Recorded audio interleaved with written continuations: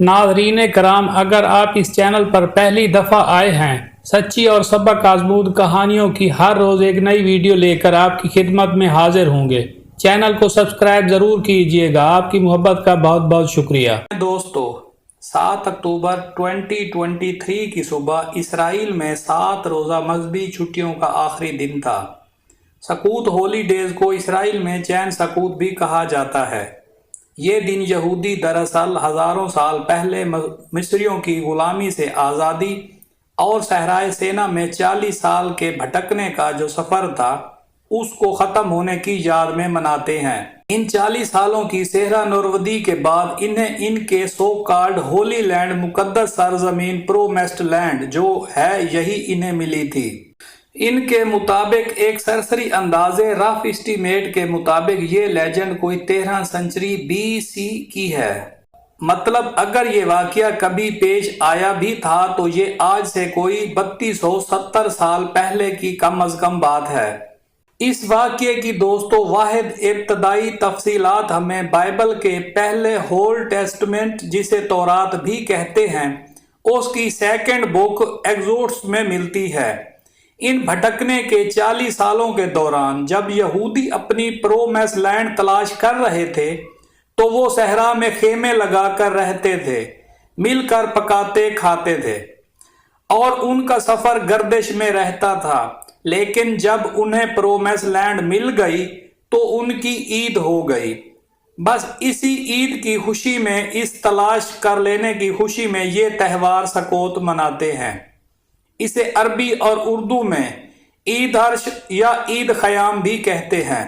ख़याम यानी खीमे, बहुत से कैंप्स।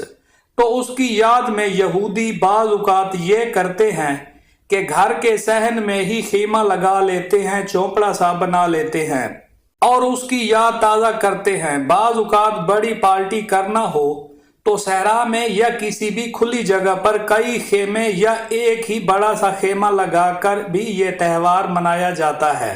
कभी कोई पार्टी भी रख ली जाती है जिसमें चेक सकूत और हल्ला गुल्ला दोनों साथ साथ हो जाते हैं। तो बिल्कुल यही बात गजा के हमसाये में ईस्टर्न साइड मशरक की जानिब पर इसराइली सेक्टर की एक बस्ती कोविड सेक्टर में हो रहा था। 7 अक्टूबर की कोविड सुप्रीम के बाहर खुले खेतों में एग्रीकल्चर लैंड में एक ऐसा ही खेमा लगा हुआ था। इस कैंप में कई हफ्तों से ऐलान करदा एक म्यूजिक फेस्टिवल, एक म्यूजिक पार्टी भी हो रही थी। मतलब रात को हुई थी, जो कि तयशुदा थी। इस फेस्टिवल में बहुत से नौजवान लड़के लड़कियां रात से मौजूद थे और गालिबन उन्हें आज किसी वक्त ये खेमे हटा लेने थे, क्योंकि ये उनके जश्न का आखिरी दिन था। ये सोशल मीडिया साइट्स पर अपनी पिक्चर्स भी अपलोड कर रहे थे कि वो कैसे पार्टी कर रही हैं। मतलब उनकी मालूमात सबको मुहैया थी कि यहाँ कितने लोग हैं, कौन हैं और वो क्या कर रहे हैं। 7 अक्टूबर की सुबह 6 और 7 बजे के दरमियान क्या हुआ कि फेस्टिवल से चंद किलोमीटर मगरिब में गजा के बॉर्डर पर, जो इसराइल में 20 फीट से ऊंची एक मजबूत बाड़ लगी है, उसे हटाने के लिए एक बिल्डोजर आया। ये दीवार साथियों आर्जी जंग बंदी लाइन थी इस जगह पर, लेकिन इसराइल इसे एक बॉर्डर की तरह ट्रीट करता है और इसे लगाकर गजा का बरसों से उसमें ब्लॉकेट किया हुआ है।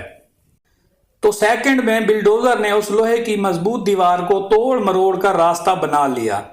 फिर उसने उस बाड़ का हिस्सा जो गिर नहीं सका उसे मुसलसल उठाए रखा कि जैसे कुछ लोगों की वापसी के लिए रास्ता खुला रखना चाह रहा हो।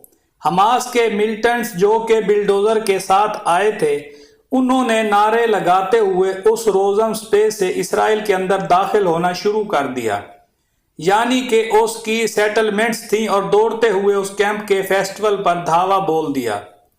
इस फेस्टिवल में मौजूद लोगों पर ओपन फायर खोला गया, जिसके नतीजे में 100 और 200 के दरमियान लोग जो रात भर जश्न मनाते रहे थे और उस वक्त सोते जागते थे, ये मारे गए। यहां से जिन नौजवानों ने भागकर जान बचाना चाही, उनके लिए भी हमास के जर्नलों ने बाहर ट्रैप तैयार किया हुआ था। انہوں نے بھاگتے اسرائیلیوں کو پکڑ کر موٹر سائیکل اور گاڑیوں کے ذریعے غزہ لے جانا شروع کر دیا۔ اس حملے اور لے جانے کی ویڈیوز بھی سیکنڈ میں پورے اسرائیل اور دنیا بھر میں پھیل گئی۔ 9 بجے تک پورے اسرائیل کو پتہ لگ چکا تھا کہ غزہ سے حماس نے ایک نئے اور بڑے آپریشن الاقصی فلڈ کا آغاز کر دیا ہے۔ یہ آپریشن اتنا اچانک اور اتنے بڑے سکیل پر تھا کہ اسرائیلی انٹیلیجنس اس کے بارے میں بالکل کنفیوز تھی۔ اسے اتنے بڑے حملے کی بھنک تک نہیں پڑی تھی، معلومات ہی نہیں تھی اس کے پاس، کیونکہ اب یہ بڑا آپریشن اس لیے بھی تھا علاقے کووڈ رین تک محدود نہیں تھا۔ حماس نے زمین سے، ہوا سے اور سمندر سے، تینوں اطراف سے اسرائیل پر الاقصی فلڈ لانچ کر دیا تھا۔ حملہ آوروں کے ساتھ ان کے میڈیا سیل الہام الحصری کے لوگ بھی تھے جو ویڈیوز ریکارڈنگ ساتھ ساتھ کر رہے تھے، اور ان کی ٹیم ان ویڈیوز کو اپڈیٹ کر کے سوشل میڈیا پر وائرل بھی کر رہی تھی۔ دوستو، کوبرڈ رز ربیم کے علاوہ 2 اور مقامات سے بھی حماس فائٹر نے پیدل ان فٹ بارڈر کراسنگ کیا۔ ان میں سے ایک غزہ کے انتہائی جنوبی کنارے میں موجود چیک پوسٹ کریم شلوم تھی، دوسری انتہائی نارتھ شمال میں ایریز چیک پوائنٹ کی کراسنگ تھی۔ تو یہ 3 پوزیشن ہو گئی جہاں سے حماس فائٹر کے القسام بریگیڈ نے جدید اسلحے کے ساتھ کراسنگ کی اسرائیلی قبضے والے علاقوں میں۔ القسام بریگیڈ کے ساتھ فلسطینی آزادی کے لیے کام کرنے والی ایک اور تنظیم اسلامی جہاد کے فائٹرز بھی شامل تھے۔ اسرائیلی کنٹرول والے ان علاقوں میں پہنچ کر یہ تمام فائٹرز جو سینکڑوں کی تعداد میں تھے، ایگزیکٹ کتنے تھے ابھی نہیں پتا، لیکن کم از کم سینکڑوں میں تھے، یہ فائٹرز اپنی پلاننگ کے مطابق غزہ بارڈر کے قریب 22 چھوٹی چھوٹی یہودی بستیوں میں گھس گئے۔ یہ بستیاں دراصل وہ غیر قانونی سیٹلمنٹس تھیں جن کے خلاف فلسطین اور دنیا بھر کا ایک قابل ذکر حصہ آواز اٹھاتا رہتا ہے۔ یہاں صبح کے وقت نہ تو پولیس تیار تھی اور نہ ہی اسرائیلی فوج موجود تھی، کوئی وارننگ بھی نہیں تھی۔ سو یہ تمام بستیاں اور یہاں کے لوگ حماس کے فائٹرز کے رحم و کرم پر تھے، بالکل ایسے جیسے غزہ اور فلسطین کے عام شہری اسرائیلی فوج کی فائرنگ بمباری کے رحم و کرم پر ہر وقت ہوتے ہیں۔ ان 22 اسرائیلی ٹاؤنز میں حماس فائٹر نے لوگوں کو مارنا اور پکڑنا شروع رکھا۔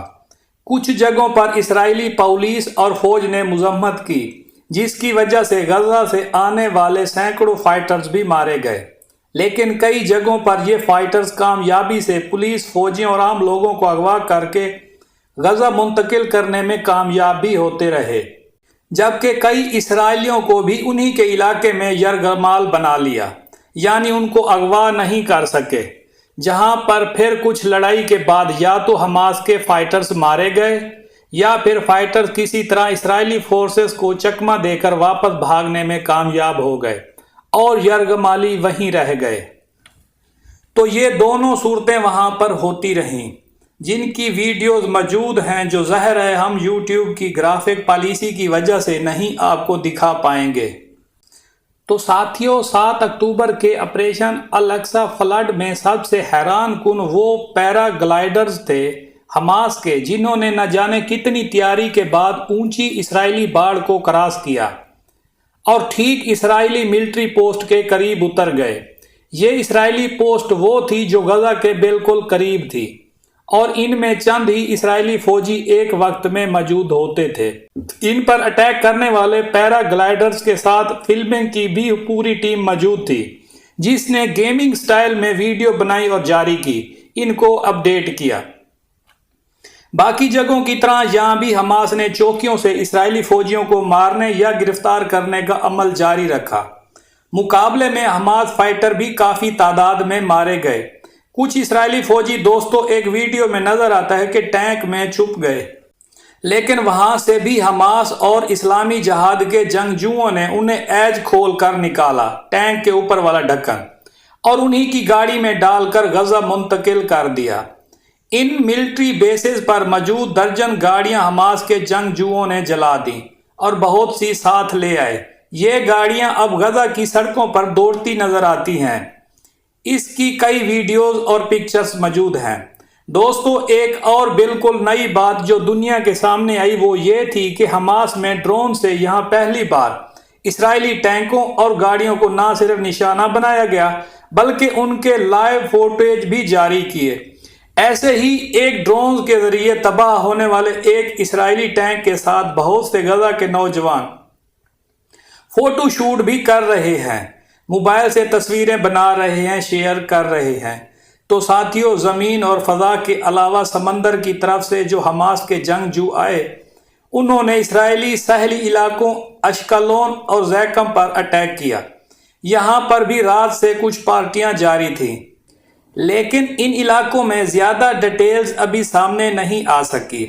الاقصی فلڈ صبح 7 بجے سے کچھ پہلے شروع ہوا تھا۔ یہ کوآرڈینیٹڈ اٹیک تھا، یعنی کئی اطراف سے ایک ساتھ حملہ تھا۔ اس میں جس چیز نے سب سے زیادہ قیامت ڈھائی وہ حماس کی طرف سے فائر کیے گئے ہزاروں راکٹس تھے۔ راکٹس فائر کے ساتھ یہ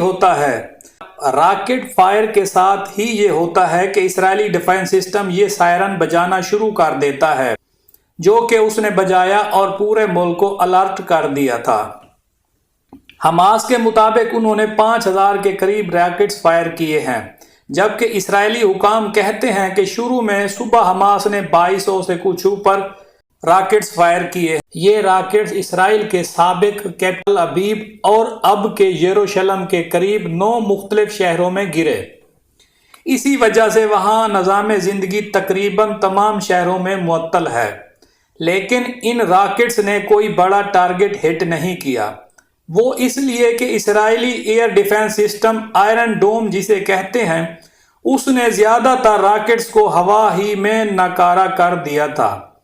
اب دیکھیں کہ یہ جو راکٹ فائر سسٹم ہے، حماس کے پاس اس کے ساتھ کوئی ایسا میکینزم نہیں ہے جو ان راکٹس کو گائیڈ کر سکے۔ یعنی القسام کے پاس گائیڈڈ میزائل تھوڑی ہیں، ان کے پاس جو ہوم میڈڈ راکٹس ہیں یہ توپ کے گولے کی طرح ایک خاص سمت میں جا کر گرتے ہیں، دشمن کو خوفزدہ بھی کرتے ہیں اور اس کا نقصان بھی کرتے ہیں، لیکن ٹھیک کسی ایک ٹارگٹ کو ہٹ نہیں کر پاتے۔ جبکہ دوسری طرف اسرائیل کا آئرن ڈوم سسٹم یہ ایک گائیڈڈ میزائل سسٹم ہے۔ یہ راکٹس کی ٹراجیکٹری کیلکولیٹ کر کے اس کو آٹومیٹک طریقے سے ٹارگٹ کرتا ہے اور پھر ہوا میں ہی اس کو تباہ کر دیتا ہے یا ناکارہ کر دیتا ہے۔ لیکن اس اسرائیلی دفاعی نظام کی بھی ایک حد ہے، ایک شارٹ کمنگ ہے، کمزوری ہے۔ وہ یہ کہ جتنی زیادہ تعداد میں راکٹس اس پر فائر ہوں گے، انہیں روکنا اتنا ہی مشکل ہوتا چلا جائے گا۔ اس لیے آئرن ڈوم کے ایکٹیو ہونے کے باوجود حماس کی طرف سے غزہ سائڈ سے پھینکے گئے ہزاروں راکٹس میں سے سینکڑوں اسرائیلی آبادیوں پر بھی گرے، ملٹری انسٹالیشنز پر بھی گرے اور ان سے بہت زیادہ جانی نقصان بھی اور سینکڑوں گاڑیاں تباہ بھی ہوئیں، جن کی فوٹیجز آپ دیکھ سکتے ہیں، سوشل میڈیا پر موجود ہیں۔ تو اس سارے میں دوستو اسرائیل کو ایک بھاری انسانی قیمت چکانا پڑی۔ آخری اطلاعات تک اسرائیل کے 900 کے قریب لوگ ہلاک اور 2000 سے زیادہ زخمی ہو چکے ہیں، جبکہ یہ سلسلہ ابھی جاری ہے کیونکہ لڑائی ابھی جاری ہے۔ اسرائیلی اخبارات اور حماس کے بیانات